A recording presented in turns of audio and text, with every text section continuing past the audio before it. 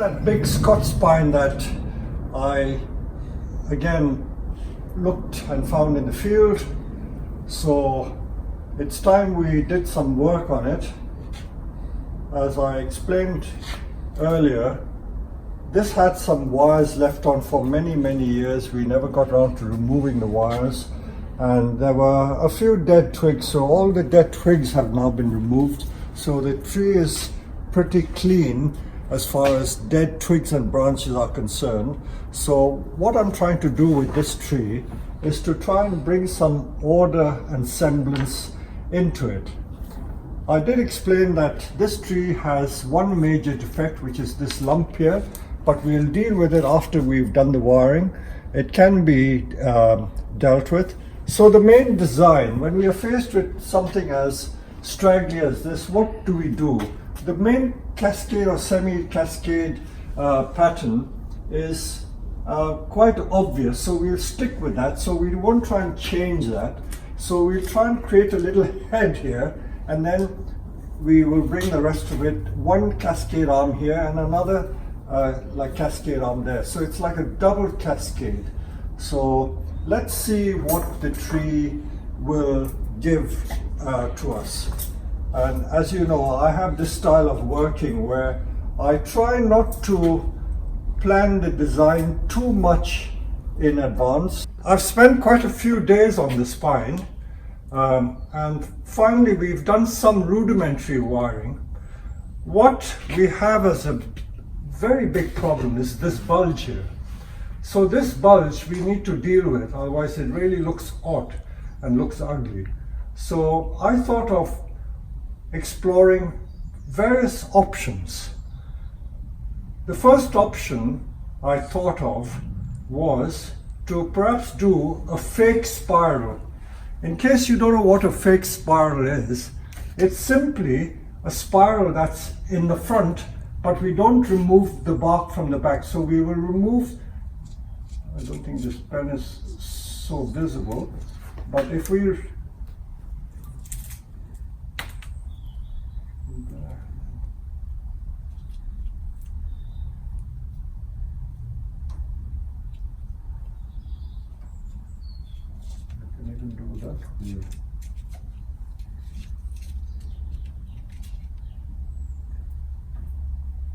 So I'm just trying to figure out which way the spiral could go. It could go that way, going that way, and then going that way.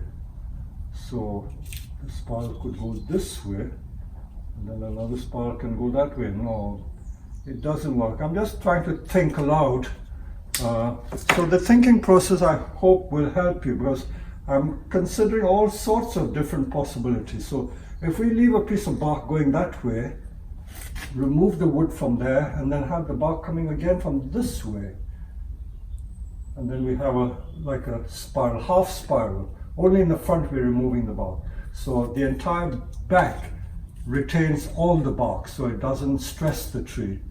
But I don't think that would look so good. Usually it's fake, not fake spiral. The fake spiral works well on literati trees, not so well on this particular tree. So we'll discount that option. So what are the other options? So the problem is here, we've got to get rid of that bulge somehow. So if, for instance, we get rid of the bulge there, so that the tree seems to be going like that in a curve, that means we got to get rid of this bit. But to remove all that bark may be dangerous. So I'm thinking what I should do is to do like a skin graft operation, like a flap operation. If any of you are medical people, we'll remove the bark like a flap and tie the bark back there, and then remove the wood and put the bark back on this side. So I think that would be the best option. So what I'm going to do is we're going to cut in here so that we get the bark off, so that we can tie it to the back. Let's see how the bark comes off. It might come off, it may not come off, but we'll try, and then we'll proceed from there and remove the wood. So I'll ask my colleague here, Padma Priya, to help me to cut into there, and we will proceed that way. So here we go.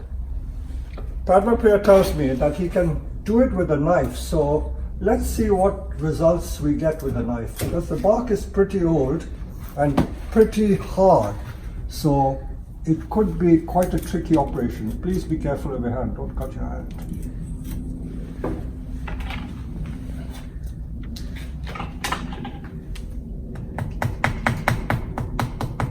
Yeah, it's going to work.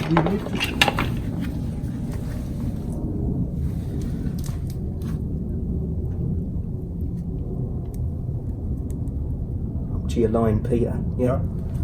Okay, same at the bottom. Then we're not removing it completely, you're just flapping Yeah. it. I think we just get this one piece out first. And then We're going to flap it back, we're not removing it, remember? I thought we're taking No, two, not- two doors. Okay, but the thing is going to pull back. Yep. Okay, let's see how we do.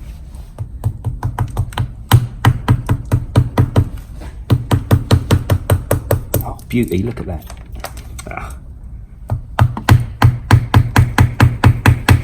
With old trees you get this very flaky bark, and with pines we don't usually remove the bark, but in this case we can't help it. With junipers it's quite okay to remove the old bark, but with pines we try not to remove the bark, because the old bark is what gives the pine the character.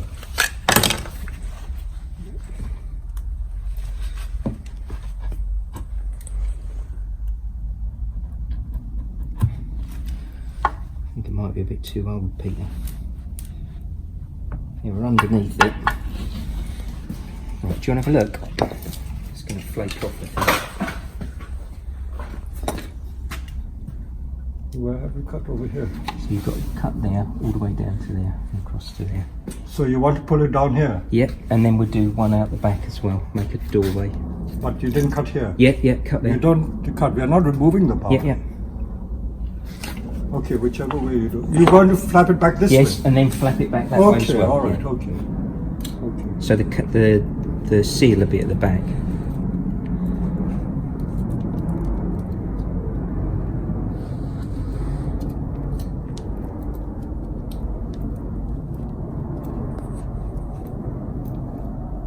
I think an ordinary chisel might help. Yeah. Half inch or 1 This inch. will do it once you get underneath it.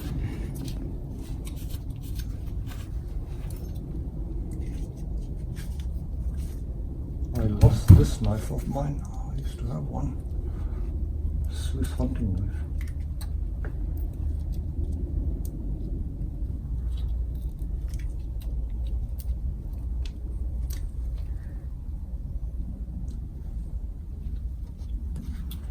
That's it, and then you're going across there.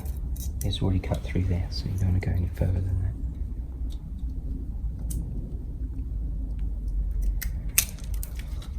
that. And this is just the old flaky bark. We want to get the soft material, you know, this material.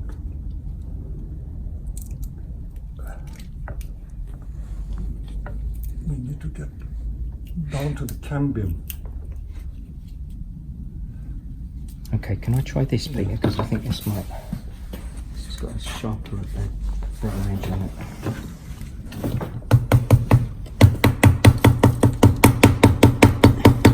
That's it. That's better. Have a look. Have a look, see what you think, because that's all come off in one piece now. Try and price it up. I'll leave it to you. Try and price it up. Okay. No harm in it. Break it off.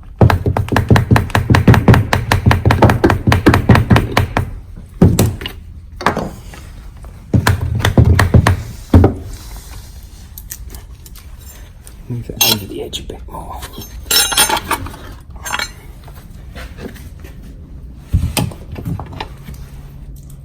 It's loose now.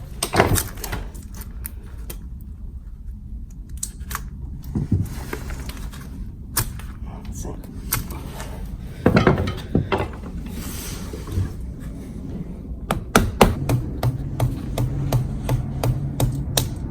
Right, we don't need it open much more than that, to be honest, because I can get in and carve out through it. So if we do the same on the other side now, Have you done the window? I'm going to do the same on the other side. If you pull that, it's going to come off. It's not coming up like a envelope. No. No, we're not down to the cambium yet, you know. Or is this the wood? That's This the wood. is the wood. That's the wood. The Yeah. bark is not that thick.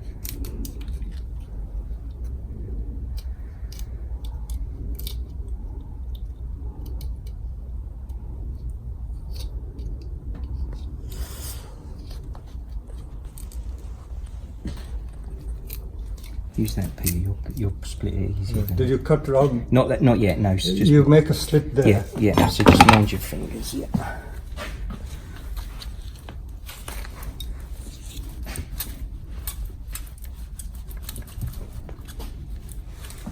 With the young tree or with the maple, it would come away easily, like doing heirlooms. Yeah. Wouldn't it? Yeah. Absolutely. You do the skirt. Absolutely. We used to call it the skirt.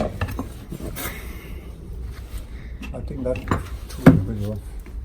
It actually worked quite well on the other side, but you just You don't may want just break it. to pull it off.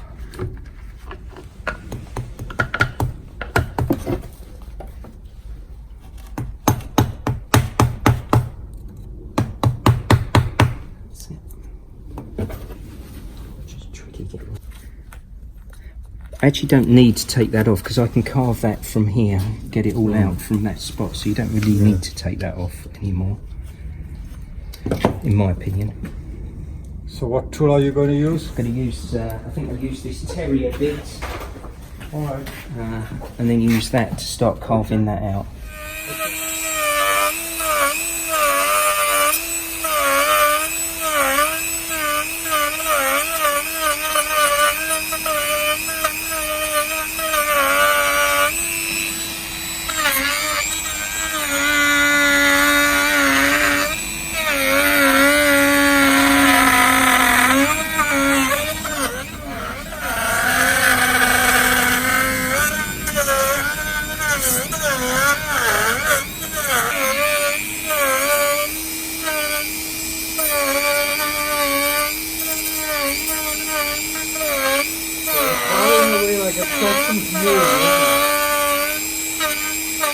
So we're trying to carve so that you have this effect.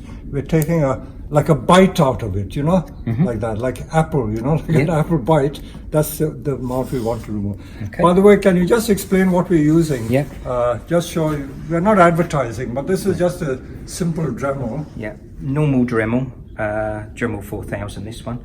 This is a terrier bit, which is specifically used for carving out green material from wood, and used very often in creating bonsai.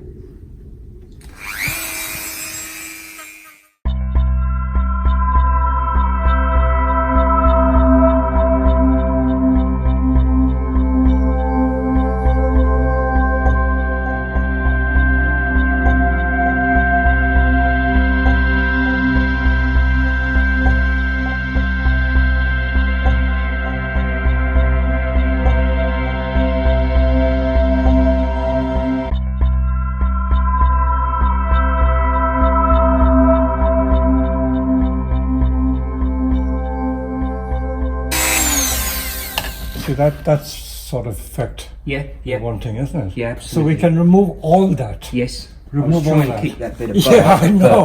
But, I so don't we think can fold it would better. work. No, I think we've got enough bark Yeah, for okay. it to survive.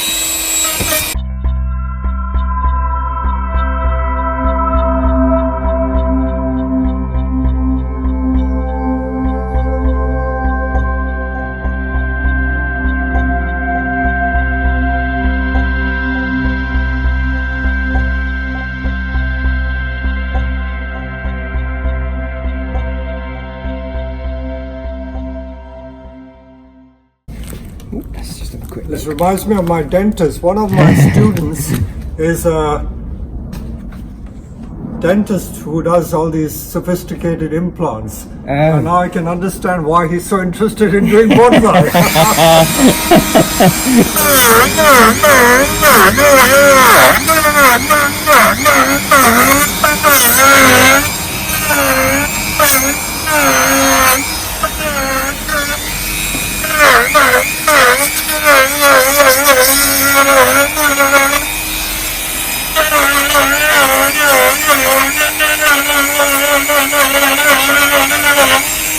Have we got rid of it yet? Yeah. Uh, Just a bit more at the back. little more at the back. I think here we can do. We'll use a slightly different Is that- tool to bring that down a bit.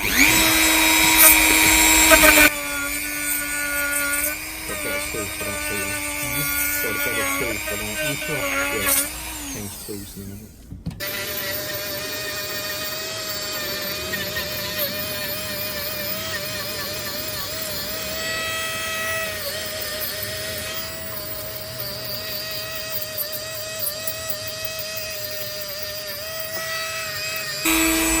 Try not to make it too square too flat on the back, if I can. Trying to.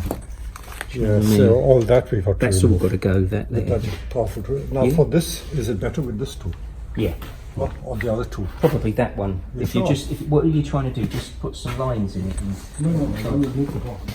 oh right. The other tool. Yeah. Okay, we may need to.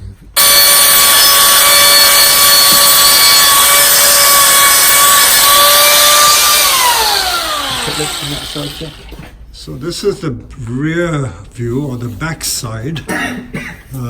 There's still a lump there, but because the back side is not going to be so visible, we are not too bothered. But I think we could still do a little bit of a curve there to get rid of that bulge.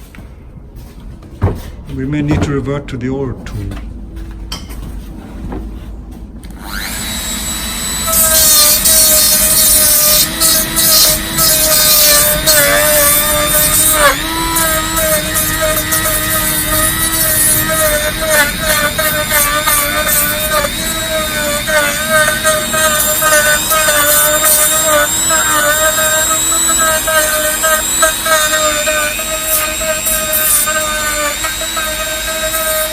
Working with power tools is fun, but some people get carried away, and they get carried away and they end up with no tree at all. So do be careful, it's very addictive. And as for carving, some people carve just for the sake of carving. I personally don't like that because the be-all and end-all of the project becomes a carving project, and you forget that you're actually dealing with trees. So everyone has their own opinion and their own views about carving, but that's why I don't carve a great deal, because I like to see trees looking natural. And some of the hollow trunks that you see on some of my bonsai, those have been created just by letting the tree rot away. So I've tried to create that impression. I think we still need to remove some more wood so that it looks more convincing. More in there. Yeah, more in there. Yeah. In there, like that. Yeah. Remove all that wood. The bark stays. Stay the bark, but remove that so that it doesn't appear too.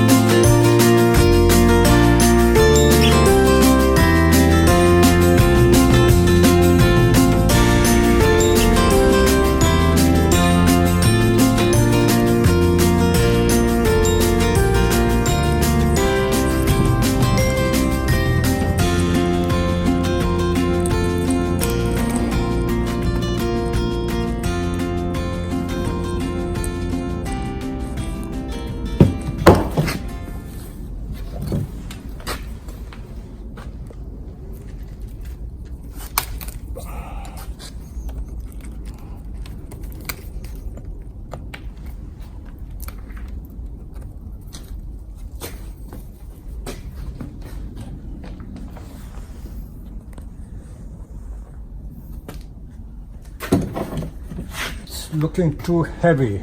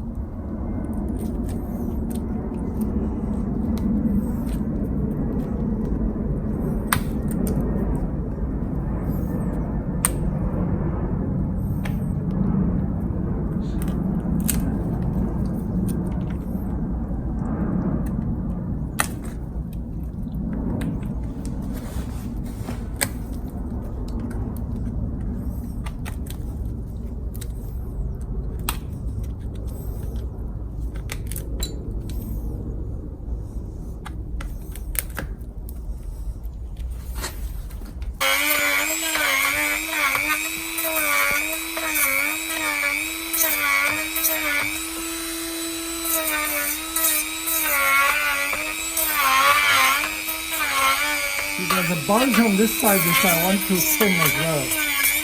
Look on.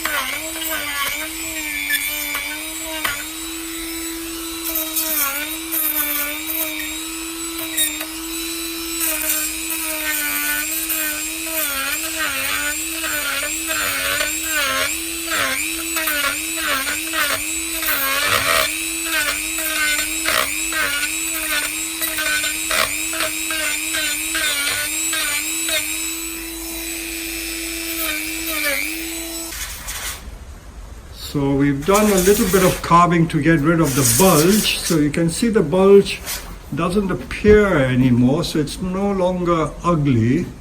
And just to show you the amount of debris, we haven't carved a lot, so there isn't a lot of sawdust around. And even the twigs that we cut off,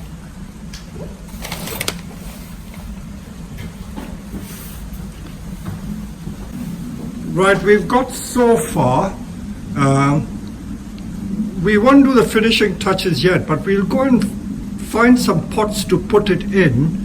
Although we are not going to do a radical repot, we can at least choose the pots to show you what the tree would look like when it's going to be complete. So let's take the tree to the pot shop, because we have a lot of pots there, and I will show you how to choose the pots for this particular tree. So let's go to the pot shop. So we are now in our pot shop, and as you can see, we've got hundreds and hundreds of pots, if not thousands. And the cascade pots we have here are all these pots. That's a semi-cascade pot. That's a full cascade pot. So those two are likely candidates. So just to show you the number of cascade and semi-cascade pots we have. So these are all possible contenders. And more, and more.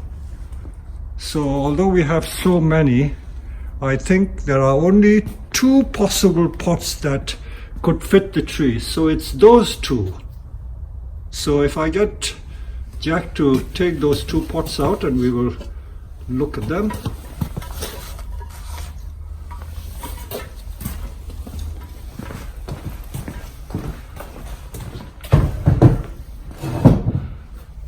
So you can see, because the tree hasn't got a massive trunk, we don't need a very wide pot. So either of those pots are okay, but this one doesn't look so good. I think I will choose this one. So we'll yank the tree out of that pot and put it in and see what it looks like. Now this pot, there you are, came out easily. Would it fit? We're only trying it. We're going to loosen the roots a little bit. Can you remove the old pot? Will it go any further? Okay, no. So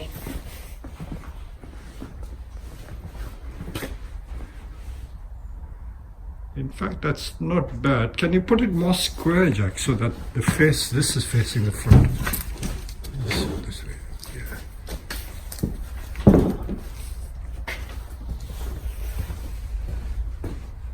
So I think that pot would be nice. So all we need to do is take out some of the weeds and put it in, and then that is going to be the pot. And I brought this tree into the pot shop to show that when you choose pots, it's always better to bring your tree to the shop to find the pot. A lot of people think that they can choose the pot just by imagination, and they come to the nursery and say, I think I need this pot.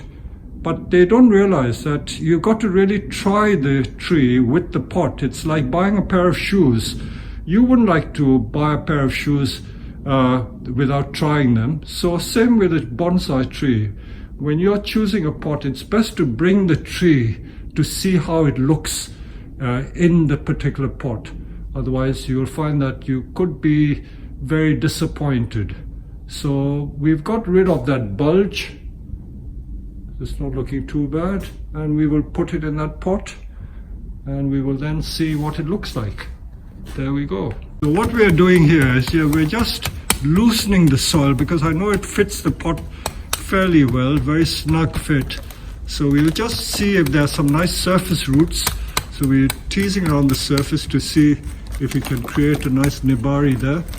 And those goat willow seedlings have just lodged themselves in the pot, but we don't want them, but we can make little bonsai out of them. As you know, I don't like wasting anything. So we will tease away.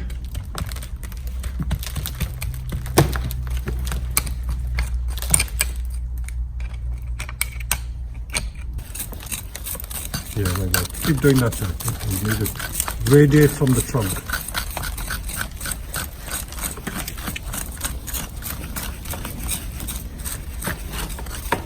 Some ugly roots here. I don't want to remove too many roots because it's coming down this way. This is going to spoil the surface, I think. I think we can remove that one.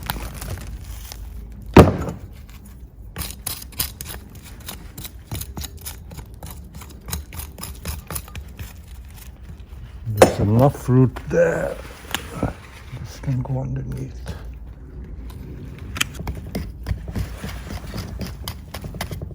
And this is an ugly root. Sometimes we have to get rid of this. I'll get the loppers peel.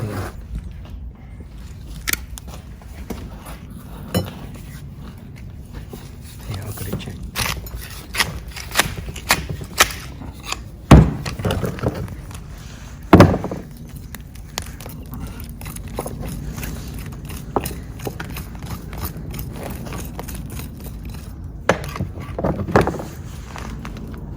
Don't remove much soil, keep as much soil as possible.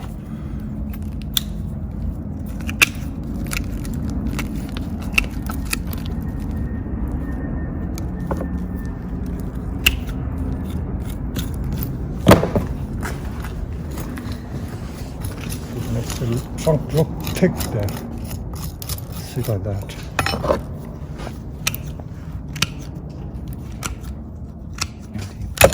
Now we will put it in the... Now that may form a nice radio. Yeah. Because this is a deep pot, I'm not going to bother tying it in. It should be quite safe. But what I'm going to do is put a layer of drainage. This is the Japanese Hyuga soil, which is like a pumice, but very, very light. Pines and junipers like very good drainage, so I'm going to put this layer. I don't often put drainage layer on trees, but because this is a deep pot, I will put it in. I'm just putting like 1/2 inch to 1 inch at the bottom. Now let's try the tree. See how it fits. Bring it up. Much more, okay, much more. Right. To use for this pine, although it was used with just quite ordinary soil and some grit in it, I will just improve it a little bit. This is like an expanded brick, almost like pumice, and perhaps a little bit of standard akadama.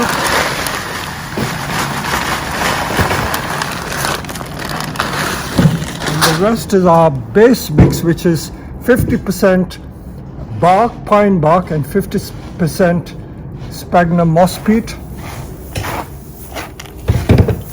And that's our standard compost. So we're going to put this soil in the pot.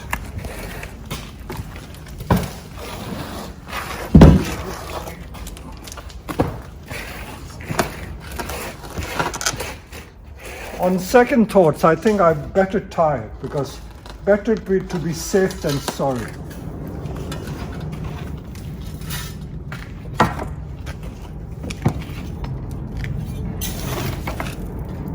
Okay, let's tie the tree.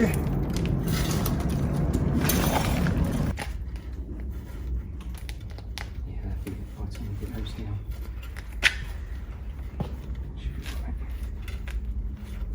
Hold it if you want to stand back and have a look. Maybe we can make this so we can put soil there. One thing with the bottom.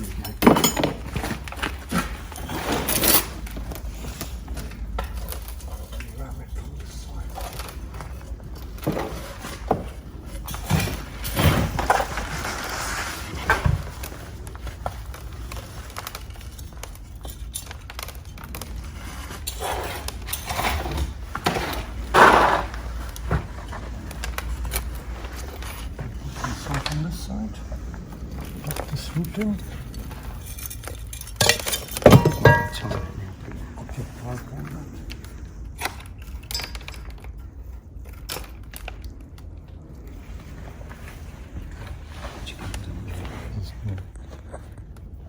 These roots go in. Okay.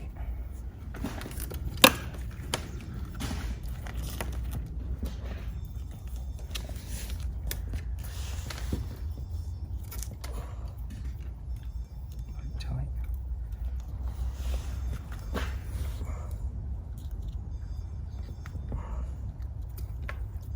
We twist it in a minute. Oh, God. This one needs to be glued tight. The soil should hold it.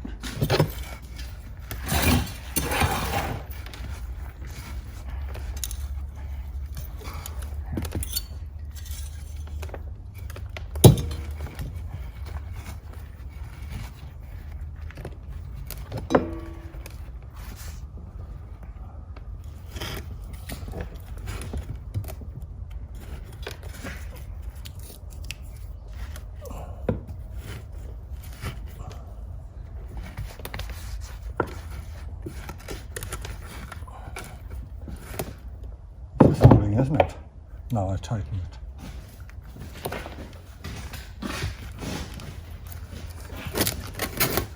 You can take it down, tighten it. Use a plier. Yeah, will do. Okay, let's stick it there. This is the complete tree. We've done some sculpting with the Dremel and we've got rid of most of that bulge, so it's not looking so bad. And there you are in its new pot as well. And this is what we've made from that tangle of branches. There's a bit of gin which we need to refine, but I'm not bothered about refining it just yet. But at least we've sorted out the main structure of this.